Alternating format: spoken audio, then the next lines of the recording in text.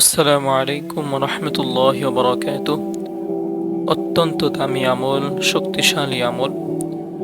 প্রিয় দর্শকবৃন্দ, সকাল এবং সন্ধ্যায় ফজর এবং মাগরিবের পর একটি জিকির করলে আল্লাহ তাআলার আরশে আজিম পর্যন্ত কাঁপতে থাকে এবং ওই বান্দার জন্য আল্লাহ তাআলার দরবারে দোয়া করতে থাকে।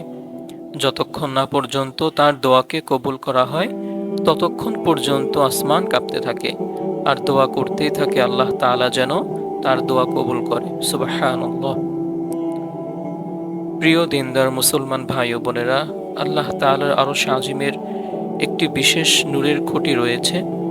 যখন কোনো বান্দা অথবা বান্দি দুনিয়ায় বসে এই জিকিরটি পাঠ করে, সঙ্গে সঙ্গে এই জিকির আওয়াজ মহান আল্লাহ তাআলার আরশে আজিমে গিয়ে ধাক্কা লাগে, যার কারণে আল্লাহ তাআলার আরশে আজিমে থাকা সেই বিশেষ নূরের খুঁটিটি কাঁপতে থাকে।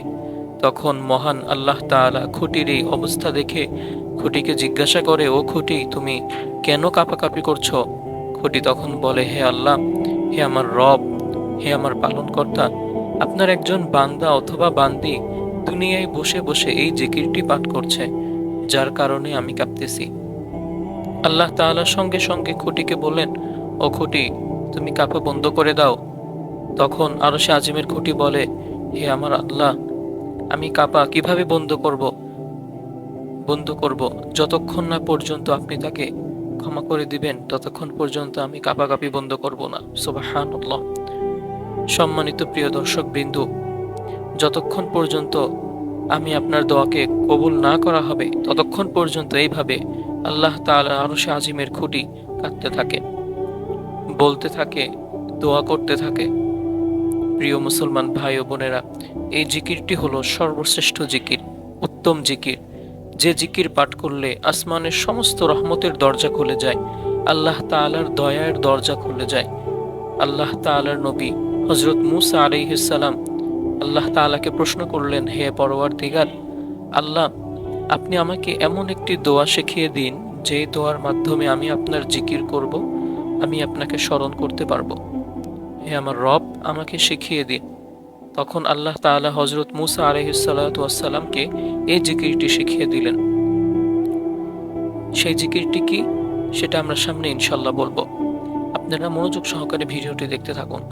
আল্লাহর নবী হযরত মুহাম্মদ সাল্লাল্লাহু আলাইহি ওয়াসাল্লাম পবিত্র হাদিস শরীফে ইরশাদ করেছেন, 7 আসমান ও 7 জমিন এক পাল্লায় যদি রাখা হয় এবং অপর পাল্লায় যদি সেই জিকিরটি রাখা হয়, তাহলে সেই জিকিরের পাল্লাটি সবচেয়ে বেশি ভারী হবে। সুবহানাল্লাহ।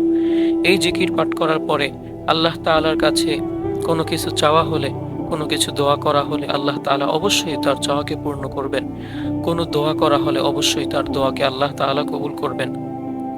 সালমান স্লিপের সম্মানিত শুভাকাঙ্ক্ষী বিন্দুরা, আমরা অনেকেই আছি যারা অনেক অভাবগ্রস্ত, অনেক মানুষ রয়েছে যারা ঋণগ্রস্ত, ঋণ পরিশোধ করতে পারছি না। সম্মানিত প্রিয় দর্শক, এই জিকিরটি আমলটি করলে, আল্লাহ তাআলার কাছে সাহায্য চাইলে আল্লাহ তাআলা অবশ্যই আপনার এই দোয়াটি কবুল করবেন। কোনো পাহাড় পরিমাণ হলেও মহান আল্লাহ তাআলা আপনার সমস্ত ঋণকে কুদরতিভাবে পরিশোধ করার তৌফিক দিবেন ইনশাআল্লাহ। প্রিয় মুসলমান ভাই ও বোনেরা, আপনার পেরেশানি, সকল অভাব অনটন, দুঃখ কষ্ট আল্লাহ তাআলা দূর করে দিবেন। চতুর্দিক থেকে রিজিকের ব্যবস্থা করে দিবেন, যেদিকে যাবেন সফলতা অর্জন হবে ইনশাআল্লাহ। এছাড়াও এই জিকিরের আমলটি করে আল্লাহ তাআলার কাছে দোয়া করুন বেশি বেশি, মনে প্রাণে উজাড় করে আল্লাহ তাআলার কাছে অবশ্যই চান, আল্লাহ তাআলা অবশ্যই দিয়ে দিবেন। আপনাকে নেককার সালেহিন সন্তান দান করবেন, যে সন্তান আপনার জন্য দুনিয়াতে ও আখিরাতে কল্যাণকর হবে। সুবহানাল্লাহ। সন্তান না থাকলে সন্তান দিবেন, আল্লাহ তাআলার কাছে সেই দোয়া আপনি করবেন। বেশির থেকে বেশি আল্লাহ তাআলার কাছে দোয়া করবেন। এই জিকিরটি করার মাধ্যমে আল্লাহ তাআলা অনেক বেশি খুশি হয়। দোয়া করুন, কেননা যত ভালো দোয়াই করুন না কেন আল্লাহ তাআলা মহান রব অবশ্যই তা কবুল করবেন। কারণ আল্লাহ তাআলার কাছে কোনো কিছু না চাইলে তিনি অসন্তুষ্ট হন, তিনি রাগ করেন, আর কোনো কিছু চাইলে মহান আল্লাহ তাআলা অনেক খুশি হন। প্রিয় দর্শক, প্রত্যেকটি বিষয়ে আপনাদেরকে আমি গুনাহগার স্পষ্টভাবে বলে দেব। সকলেই গভীর মনোযোগ সহকারে শুনবেন ইনশাআল্লাহ, তাহলে বুঝতে পারবেন। প্রিয় দর্শক, এমন একটি সময় আছে যে সময় আল্লাহ তাআলা প্রথম আসমানে অবতরণ করেন, বান্দার জন্য সকল নিয়ামত নিয়ে চলে আসেন, রহমত নিয়ে চলে আসেন। আল্লাহ তাআলা বান্দাকে এইভাবে ডাকতে থাকেন আর বলতে থাকেন, হে আমার বান্দা, কে আছো ক্ষমা প্রার্থী আমার কাছে চাইবে? আমি আল্লাহ তাআলা তোমার জীবনের সমস্ত গুনাহ, যৌবনের সমস্ত গুনাহ মাফ করে দেব। কেউ কি আছো অভাবগ্রস্ত?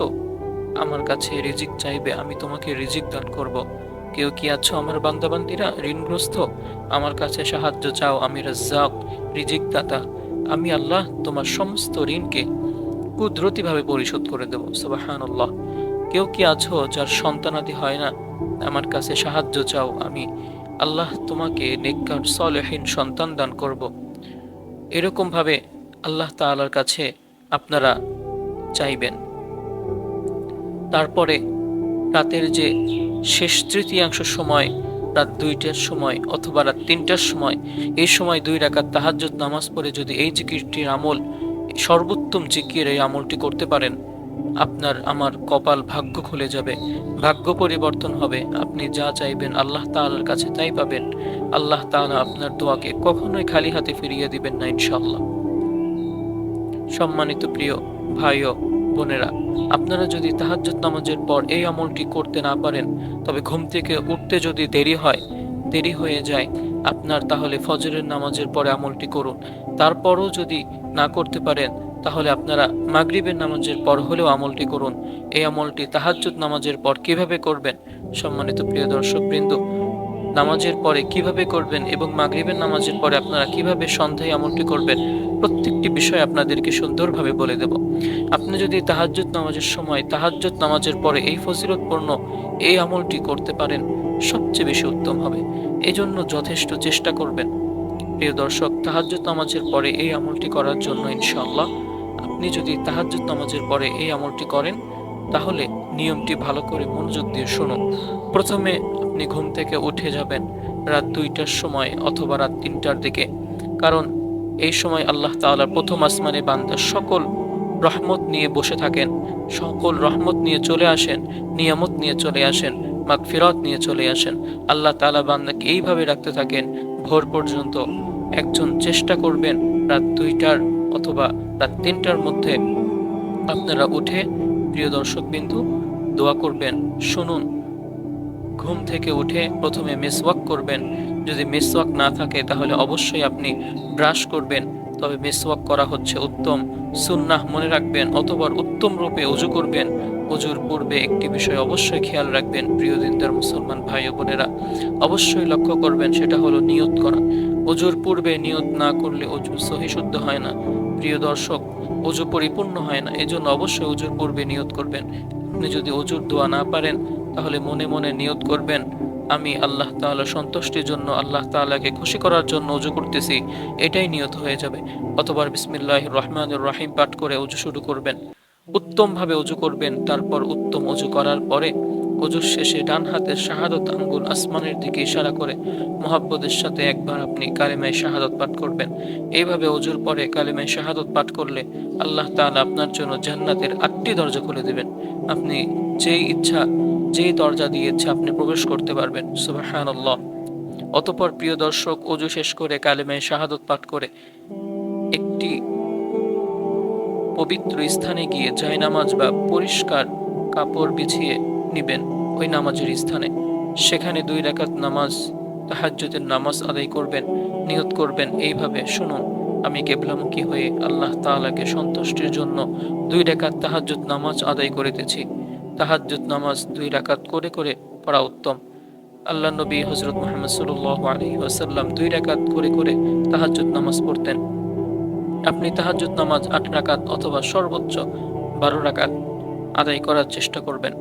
২ রাকাত করে করে নামাজ আপনি আদায় করবেন। প্রিয় মুসলমান ভাই ও বোনেরা, সর্বনিম্ন ২ রাকাত থেকে শুরু করে যত রাকাত ইচ্ছে আপনি পড়তে পারেন।